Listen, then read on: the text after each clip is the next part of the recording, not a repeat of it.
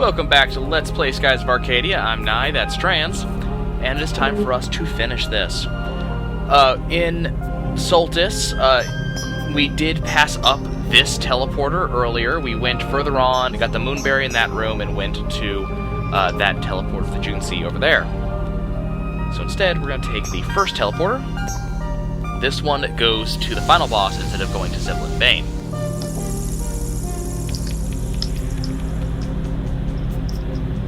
Now, don't forget that while you're on this level to run into this room and grab the Moonberry in this chest.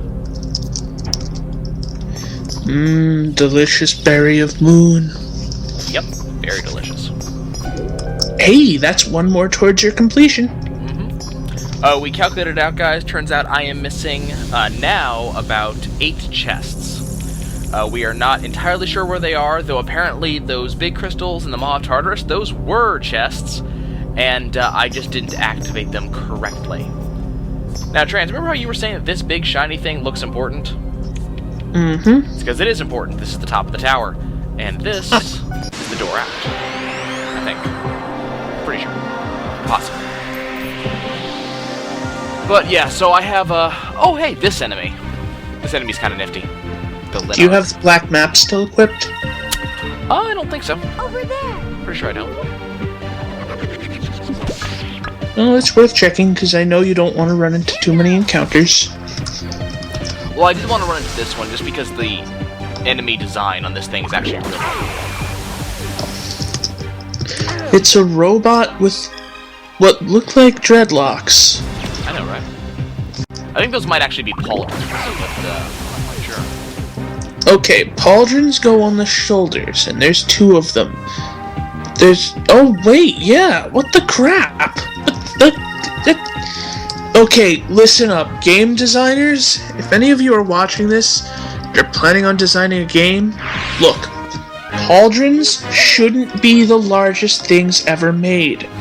In fact, by making them that big, you're outright harming your person. It doesn't work. It just doesn't. They're too heavy to be useful. Blar. Anyway. And another... Making suits entirely out of zippers is dumb. I'm looking at you, Square. Anyways, guys, do you remember this particular hallway? Trans, do you remember this hallway? Because we've been here before. Friggin' dress made entirely out of belts. What the hell were they thinking? How could they hire that guy to do outfits again? Anyways, this is the hallway that leads basically to the final boss. We have been here before. This time, though, it leads to a slightly different room. It leads to an elevator instead of directly to the boss like it did last time we were here. Wait, what room is that?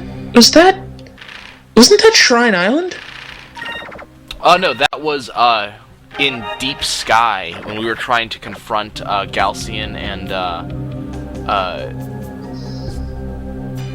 like we were trying to confront them before they activated the Reigns of Destruction and lifted Soltis. So last time that hallway led directly there. This time it led to an elevator which led to there, so that way we would have time to save. Because, ladies and gentlemen, this is the end.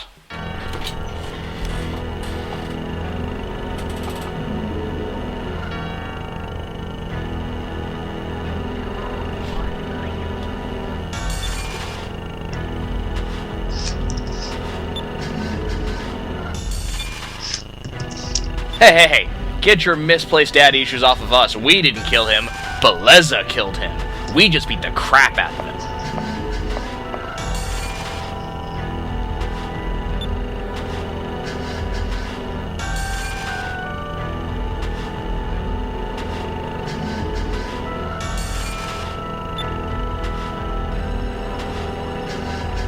So, Ramirez is going Sephiroth on us.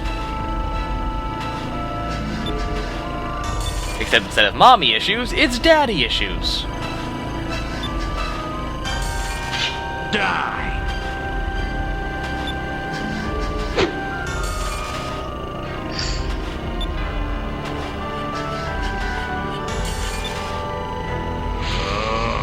Yeah, when they start glowing blue, it's never a good thing. Yeah, you see that the blue smoke coming off of him was the last wisps of sanity burning away. At this point, it's not even so much fighting him as it is putting something rabid down. Yeah, I was gonna say putting him down. Okay, so this is the fight with Ramirez. If you're guessing this is not his only form because it's an RPG, you are absolutely correct. Well, yeah, it's a JRPG. I mean, you know, I want to see an RPG where the whole thing is fighting the same guy over and over, and he just keeps evolving and getting weirder. Let's try this. Just as a joke game kind of thing. Hell, maybe even make it infinite length. Like, This is one of Ramirez's unique moves. Silver Eclipse. He kind of starts teleport slashing. We've seen moves like this before. My mind's kind of a blank right now as to where, but... So, he pretty much just basically stabbed everyone from every angle simultaneously. Yep. Pretty much. And it didn't hurt as much as a single Pyrez. Yeah. Elcian and Lord Bane are... they're badass fights. I mean, they're not easy fights. Those are actually, in some ways, harder than the final boss fight. So, Let's try this. you know, keep that in mind. Also, we lost a little bit of save data just now before starting this episode up, and I had to go back and redo the Zivlin Bane, or Lord Bane fight. I beat him in 4 turns. And by him, I mean the entire thing. I killed Bane in 3, and 1 turn was pure focus. So, I kind of broke the game in half, guys. Now, that said, Ramirez does have more health than Bane does, and Elcian, for that matter. Okay, so he missed the only character that matters. That's fine. We're just gonna Pirate's Wrath again.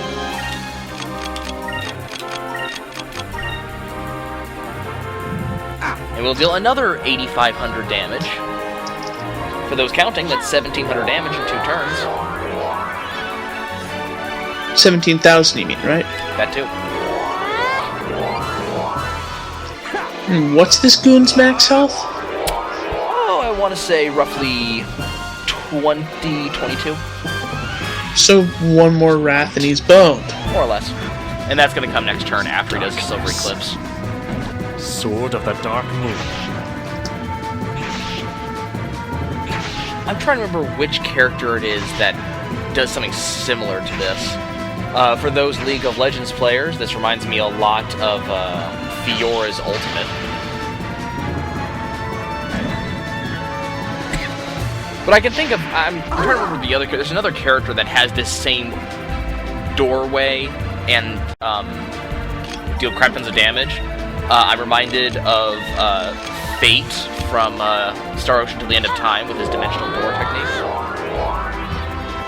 Still, it fits Ramirez. He's supposed to be this super powerful swordsman, and he can teleport. That says everything. But that fight's over. Nobody even went down. Everyone is okay. We've kind of broken this game in half, guys.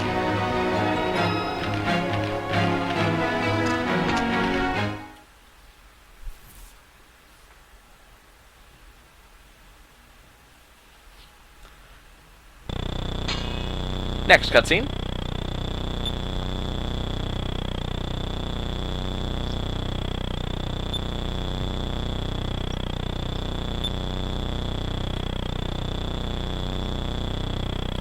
Yeah, so Ramirez wants to kill everything.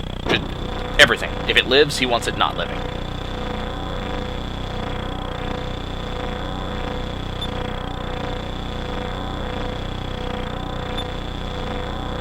Yeah, so Zelos, the Silver Gigas, is supposed to be almighty. It's basically supposed to be a god that only Sylvites can control. So Ramirez is going to sacrifice himself to control the damn thing.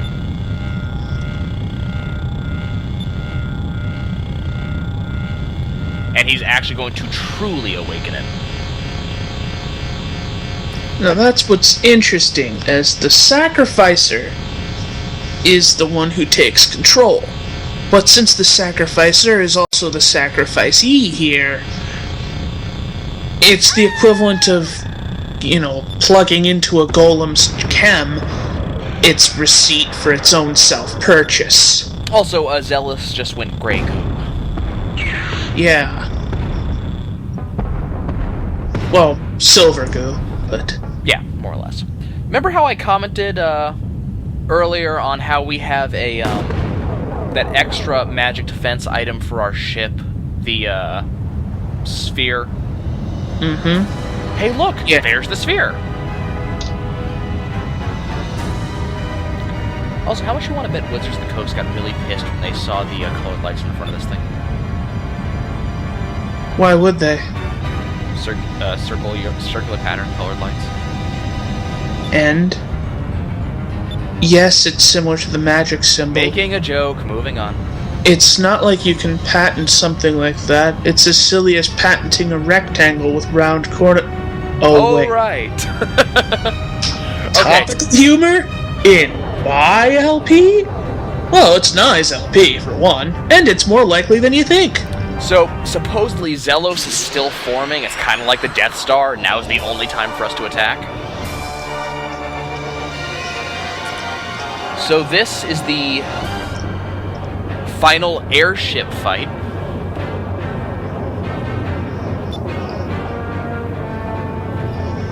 Delphinus versus Zelos. Round 1. Fight! So there actually is several choices on how you're going to fight this thing. Each choice will change the next one, and each of these will change how your upcoming turns, not just one, but several, will be.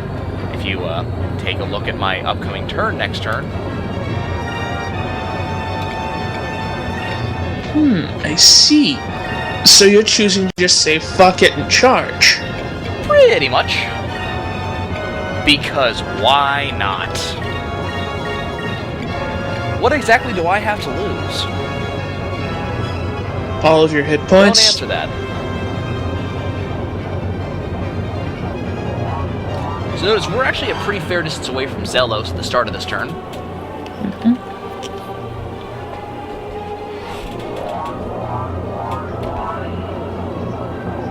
Zelos is actually a pretty cool fight from what I recall.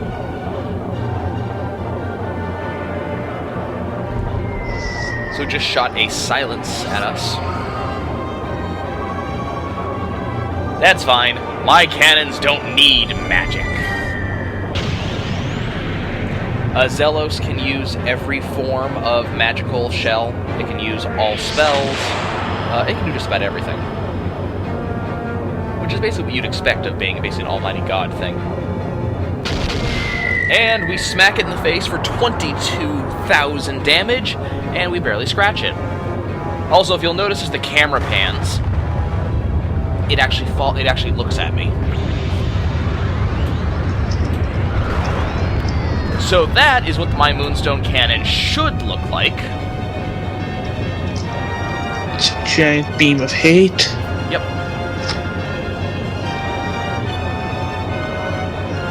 So you have the choice to attack it from the front or attack it from the side. I believe attacking it from the front is the correct way to go, because that symbol actually is its weak point.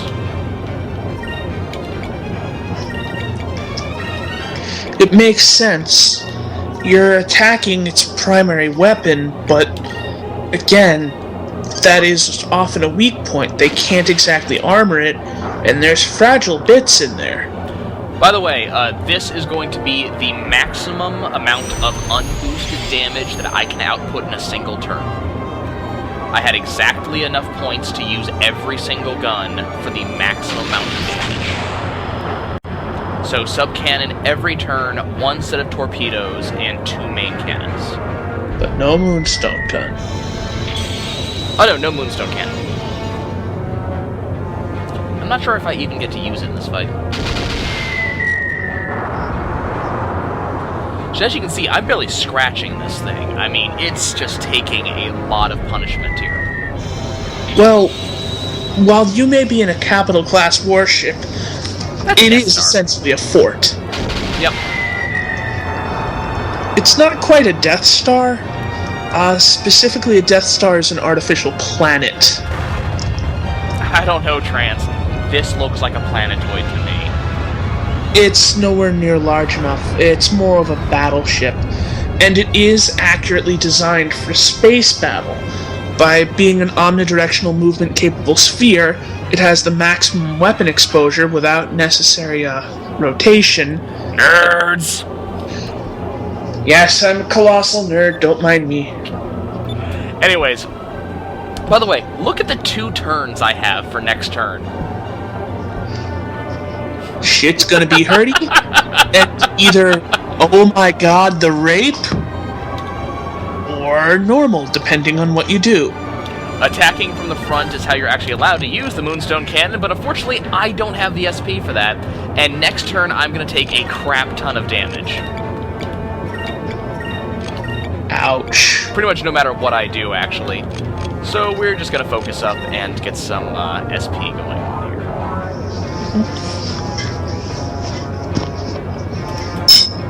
How much SP does the Moonstone gun take again? 20.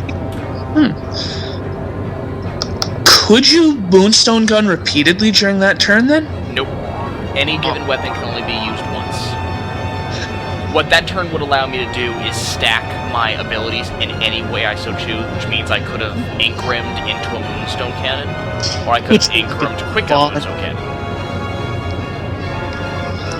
A lot of turns in the boss fights actually put the Moonstone Cannon as the first thing you're able to do, the first thing you do, so you're not able to buff for it.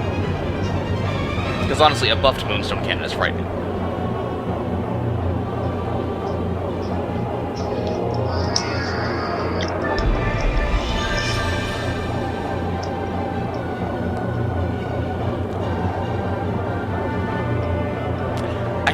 I love this thing follows me. It's so creepy.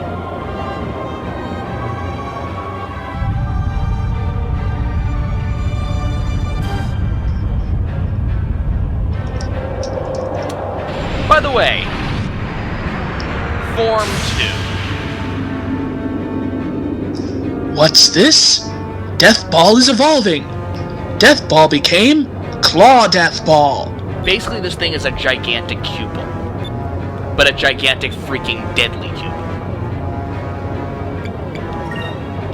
So, still a giant cupel then.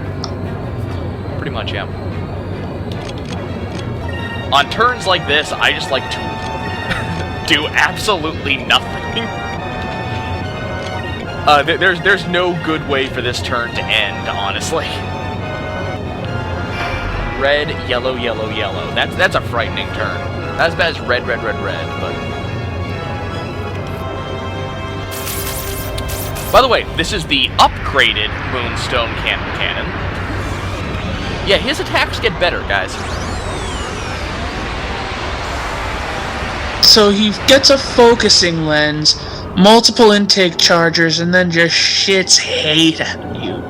Yeah, that's what I wish the Moonstone Cannon could do. That's basically the vector gun, which is scary. And if you don't know what that is, play Zone of the Enders. I think there's another form after this, actually, that gets an even better one.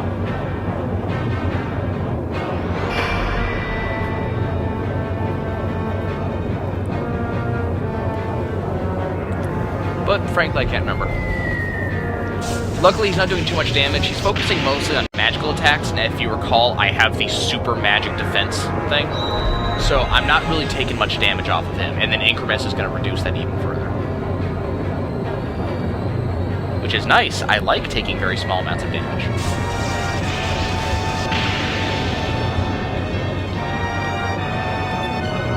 Okay, let's close in now. Because my Moonstone Cannon wants to play. Okay, so I'm going to take a few hits here, but, well, This thing needs to die in a fire.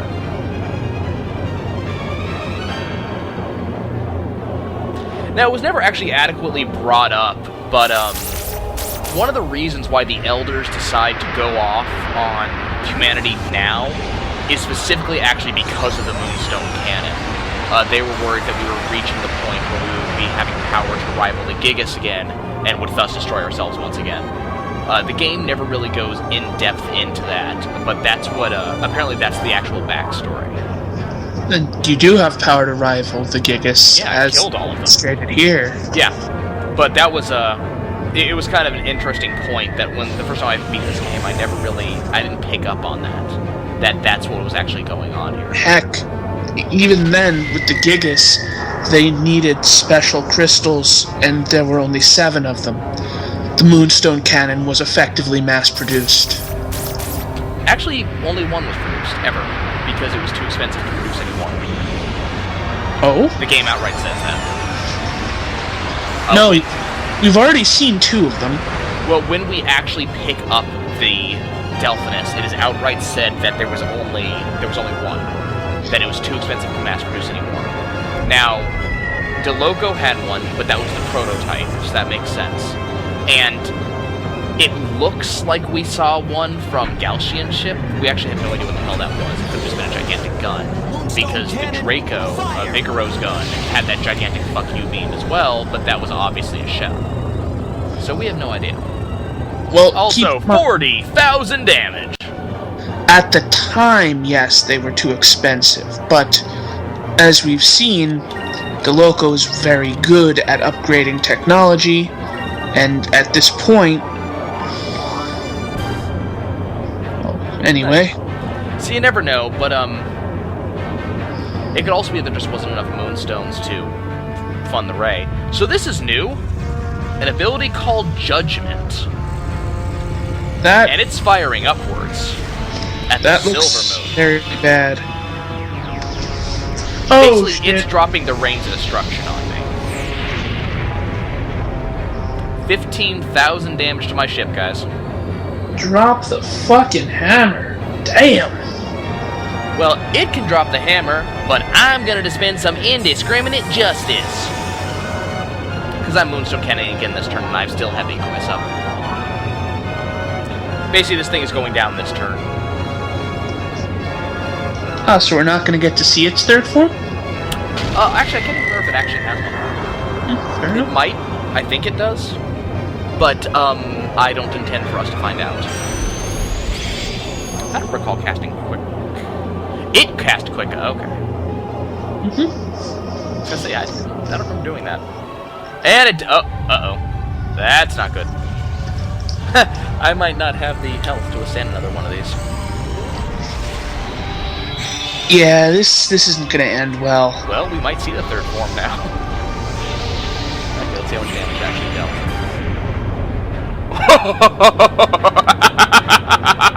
Are you dead? No, I am not. I live By the barest by the sliver of barest point. sliver of health. Fire!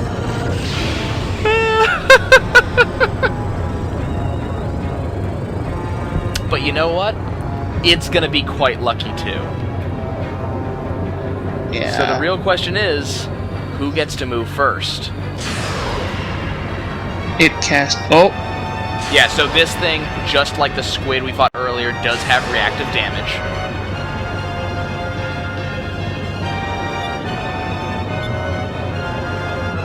Yeah, we need to be careful. Let's fall back. Because I have 450... Oh, that's what it did. It lowered my damage. Okay. Okay, guys, this is when active crew comes into play.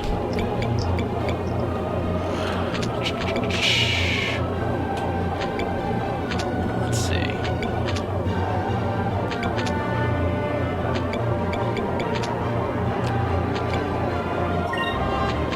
Urala seems useful. I want to heal.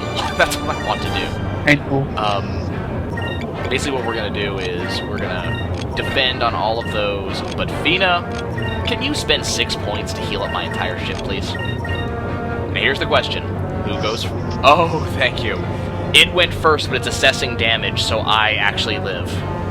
If it had fired at all, if it had hit with anything, I'd be dead now. Wonder how much collateral damage comes from those claws just clunking off. Now they're falling onto Soltis, which is an uninhabited wasteland. True.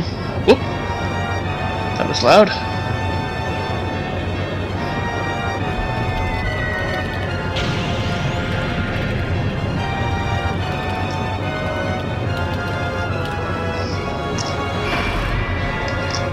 This thing is taking too long! Don't worry, we'll heal it next turn. I know I said that last turn, but I wasn't aware that I had been, damage reduced.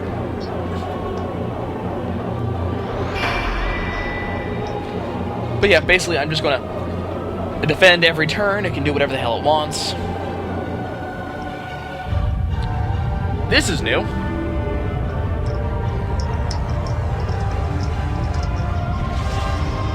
Oh god, what is it doing? It's not even focusing these lasers on the moons anymore. It's shooting them directly at me now. That looked not so much like that. That looked like it was doing its moonstone shot, but instead reflecting the beam to scatter shot you with the beam. Something like that, yes. Okay, guys. It is time. Let's do this. Ow, that hurt my throat. I don't get to the Batman voice, apparently. Fight for honor. Fight for justice.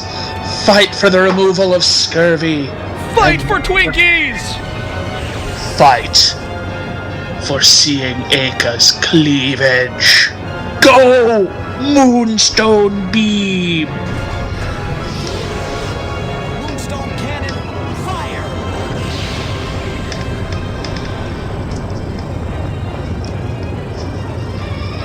And that was 62,000 damage for the win. That is the most damage we've ever seen dealt to anything in this game. Bye, Zelos. It was nice knowing you.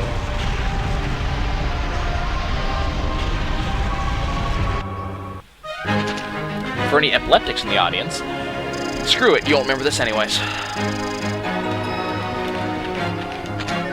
We get a Captain Stripe. I'm actually not quite sure why it gives it to us, because we're never going to have a chance to use it.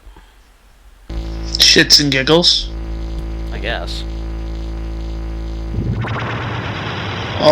Or you've gotten one from every ship-to-ship battle so far. Why not now? Most major ones, yeah. It's shedding like an onion. It turned into pure sparkles.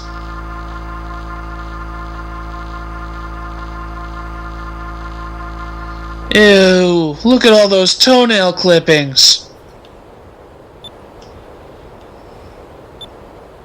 Yeah, Fina, about that. Clunk. For those of you of the opinion that the final man-to-man battle was too easy, apparently the game agrees with you.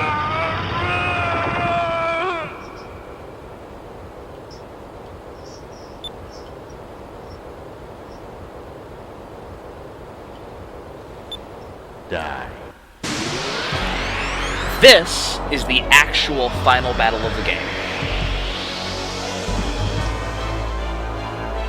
You can actually see the damage it dealt to your ship.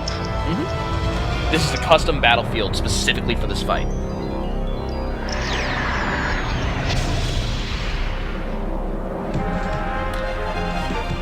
Oh boy. Okay, guys. As I said, this is actually the final battle of this of the game. There is no more after this, so don't hold back. Throw everything you have at it. Because Ramirez is going to do about the same.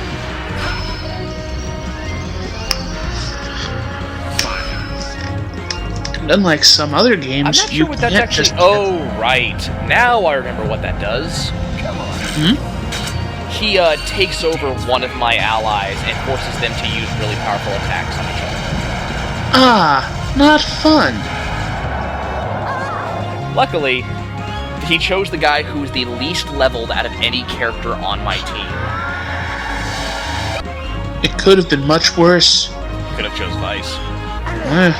Heck, he could have cast blue rogues on you. Let's try this.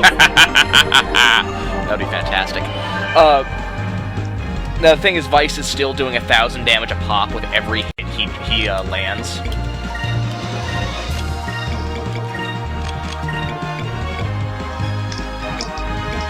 I do like the final boss theme. It's actually pretty cool. I'm not sure if this thing actually casts magic, so I'm sort of delta shielding for the hell of it. And we still deal 8,000 damage for a Pirate's Wrath. So even though it's not Let's doing... try this. If you don't think he does damage, why bother with Delta Shield when you can use those points for something else? Because I would rather Delta Shield when it uses Drillnos or Eternies, and not knowing it uses it, than have it drop those on me and not having Delta Shield. Ah, it can resist those? No, what I mean is, I would rather use 2 points for a Delta Shield. And Oh, I thought it was more than 2 points. Never mind. no, I think it was more. Delta Shield is cheap. Delta Shield is only 2 points. That's why it's so. That's why I use it so often, because it doesn't cost anything, basically. But I would rather Delta Shield, thinking it has no spells, than not Delta Shield and find out it has spells. Second special ability, Destruction. By the way, is anybody reminded about the later fights with Seymour? Final Fantasy X?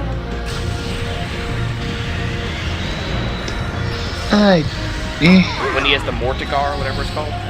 I honestly don't remember anything about Seymour other than he's a douchebag.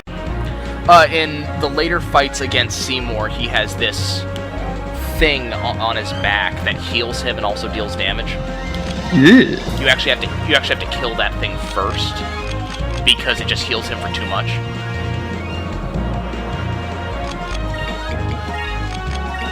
So yeah, Destruction will just wipes all of your buffs. It's kind of unpleasant. But that's fine, because I still deal 8,000 damage unboosted. This should work.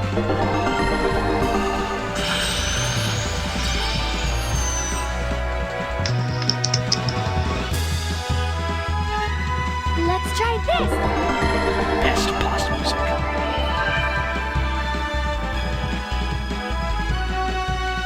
I actually do believe that this boss music is reactive like the other boss themes, that it does change depending on if you're winning or not. Because it feels so much more epic now than when it started. Oh, okay, who's... No!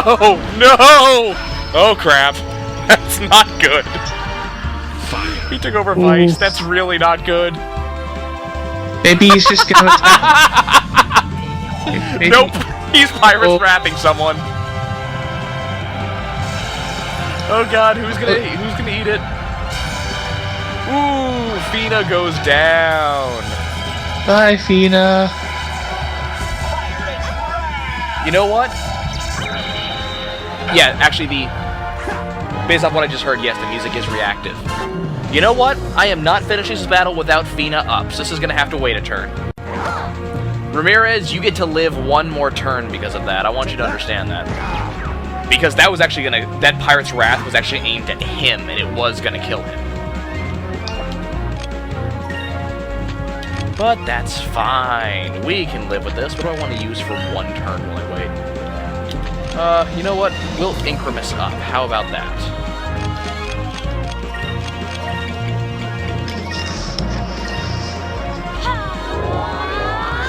There's no kill like overkill, so we'll make sure this happens. Give me strength. Unfortunately, Fina won't get the Incremus, but you know what? That's fine. Yep, and there's the Destruction to wipe the Incremus. Oh well. That's not very nice. Is that reactive, or he just randomly casts it? I think it's actually a triggered cast. I think it's reactive, not to me casting it, but to me having a buff. Couldn't you then cheese him by casting a buff every turn? Yeah. Oh, easily. I mean, it's kind of easy to do that to some bosses, but some bosses, it's not a guaranteed cast. It's just you have a higher likelihood of seeing that happen if you have a buff. Galcian also had a very similar spell. But you know what? This shit, it's gonna finish.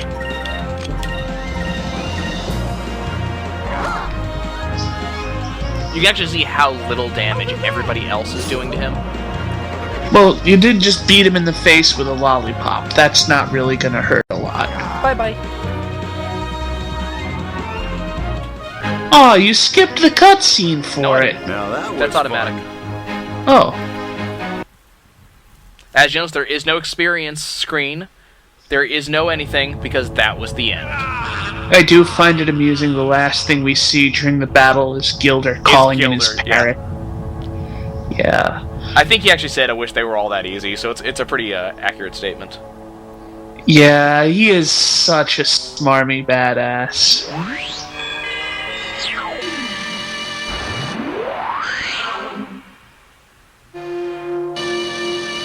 Ooh, that looked like it hurt. And there is the Silver Moon Crystal. Yeah, it's made of Ramirez.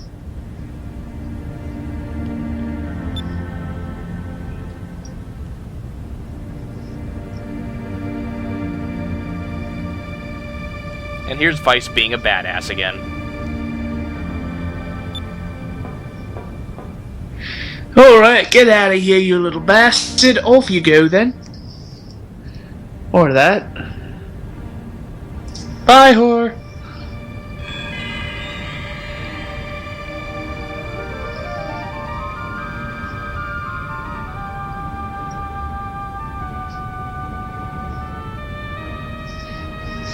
Somewhere, deep down below, a flower girl finds the crystal and sticks it in her hair, not knowing what it means.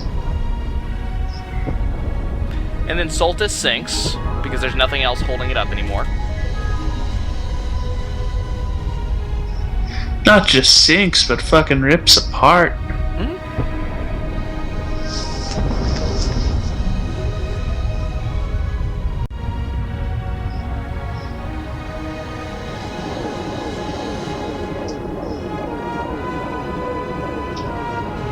Yep, swallowed up by the clouds.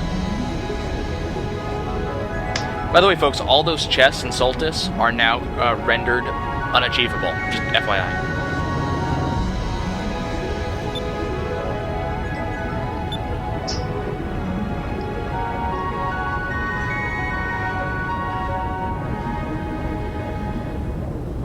And then Aiko.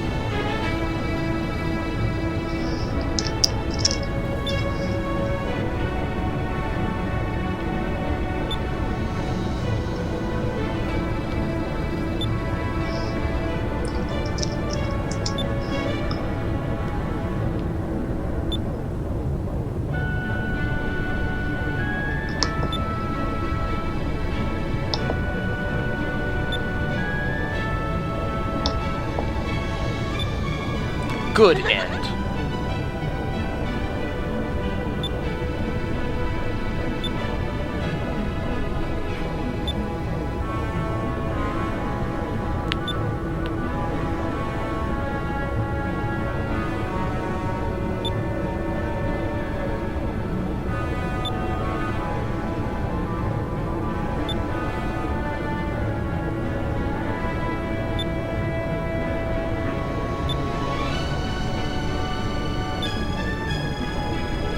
So yes, it is implied there are survivors in Valua.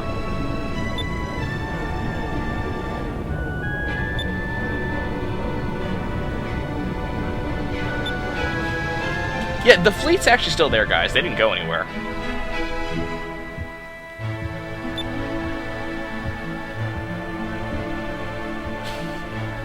I love that line.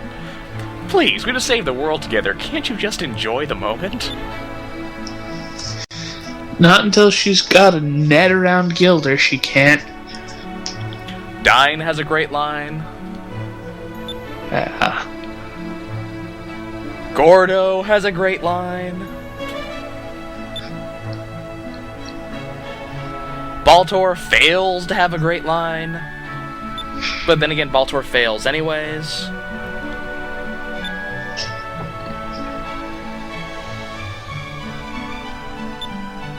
The thing is, Vice is rich enough to afford that. Yup. The interesting thing about Vice, he can effectively never be captured, because the bounty on his head is so large, anyone cashing it in would completely collapse the Valuan economy. He can never be captured because there's no one left to capture him. He has made friends with every single person on the planet. It's true. His only enemies are now dead. Which He is the Chuck Norris of Arcadia. Now that sounds like the title of a sequel. By the way, there was a comment made in Crescent Isle's meeting room a long time ago. That's going to come true very quick. But first and foremost, Enrique marries Moegi.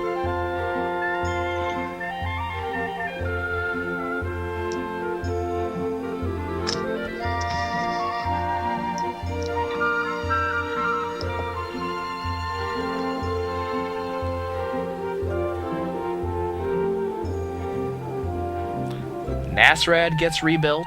Better than ever, actually. That balloon will eventually become a discovery in the next game.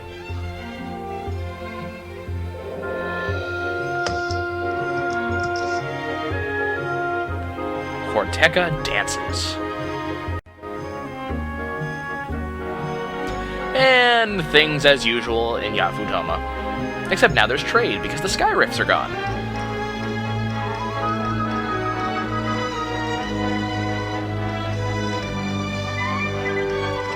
There is crap growing in Valua. Apparently they actually have sunlight now.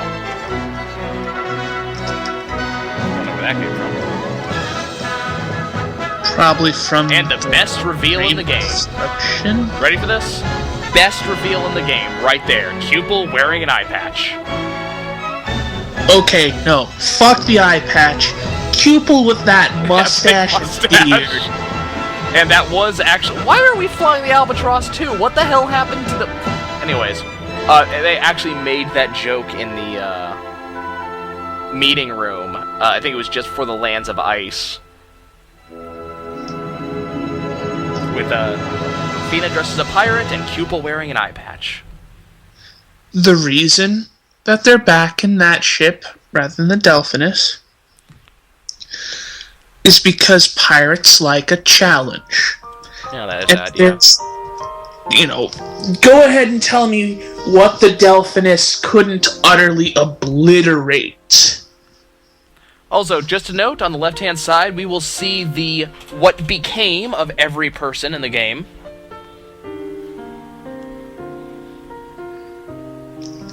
Baltor keeps fighting Vice. Centime. Yeah. You dad.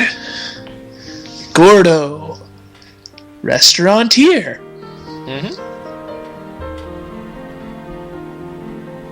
Clara.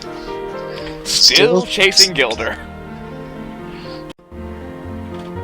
Gilder. Still running like hell for... Oh, no. No, Dog. now.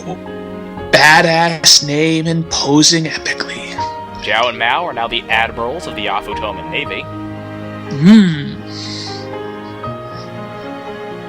Lawrence vanishes. Good riddance. Doodles. Don. Admiral of the new Esperanza Navy. He has established a safe route through the Dark Rift. Rob him. Head of the new shipbuilding facilities in Valua. Never been happier. And Hans works side by side with Brabham and establishes a scholarship for needy students. Makes sense. Belle, she returned to the Primrose, confident with the knowledge that a cannonball comes out of cannons really fast. She's not very good at this, is she? Kazim? Kazim becomes an air pirate. Cool. Dika dika. He is a hunter. And that's just about it. Domingo tries to open a trade business, fails, and returns to treasure hunting. Not surprising. Ozan regained all of her wealth through trading with Ryafutoma. Oh, apparently it's a she. Khalifa, But Osmond got referred to as a he early. I'm not gonna. Khalifa grew tired of knowing everything, so she gave up fortune-telling. Ismail rebuilds Valua single-handedly. Yeah, literally. He had the other one tied behind his back because he was bored. Currently building a harbor on Crescent Isle. Nice. Polly, alongside her daughter Anne, returns to run her tavern. Urala and Hans got married. Aw, how cute. Ryokan returned to his island to fire up his forge. Apparently, the ultimate blade wasn't the one he gave us. Because there's always a sharper sword. Nice. He's now a doctor. Marco becomes the first admiral of the new armada of Valua. Kick ass. Robinson now has 10 children with Polly. He only had one prior to this. Pau sails at Vice's side forevermore. Not surprising. Merida is now an international star, traveling the world. Sexy. Moagi, now known as the Caring Empress. Oh. Pinta. Plans to someday visit the moons. His Mr. Saturn hat has never been explained. Soon after the battle, Drachma dies a happy fisherman. So actually, Drachma does end up dying. Well, consider at the time the story starts, he's about 700 and, whatever years old. Gilder continues searching for the good life. Not realizing that all along it's with Clara. I do find it funny that... Oh, no, it wasn't... I was hoping it would just go to a close on Gilder, since he's the real main character and all. I guess this works too. Oh, you gotta actually rewatch the credits, so just so you can hear the music.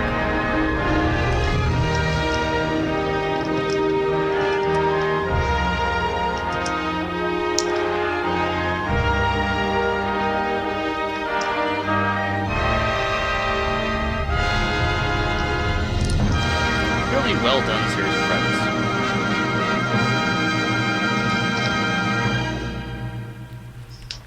Well, folks, that was Skies of Arcadia. Join us next time when we let's play I Wanna Be the Guy, the movie, the game, the sequel to Electric Boogaloo. Yeah, that's not happening. Yeah, I know, that would be horrible. No. Thanks for tuning in, guys. We'll see you on the next game. Remember, don't stick your dick in a light socket. And tip your waitresses.